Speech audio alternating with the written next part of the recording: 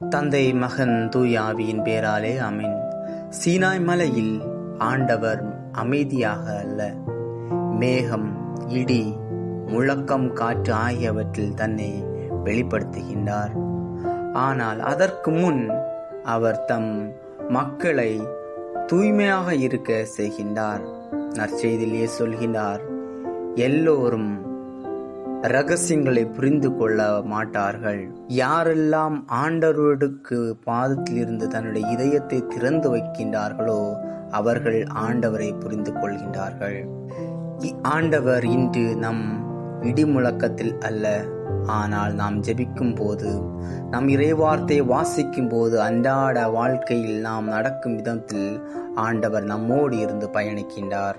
மூடிய இதயங்கள் திறக்க வேண்டும், கேட்காத காதுகள் புரிந்து கொள்ள வேண்டும். ஆண்டவர் எப்போது நம்மோடு பேசிக்கொண்டே இருக்கின்றார். ஜெபம். ஆண்டவரே, என் இதயத்தை தூய்மைப்படுத்தும். என் வாழ்நாளெல்லாம் உம்மை கண்டு கொள்ளவும் உம் வார்த்தைகள் கேட்கவும் எனக்கு அருள் தாரும்.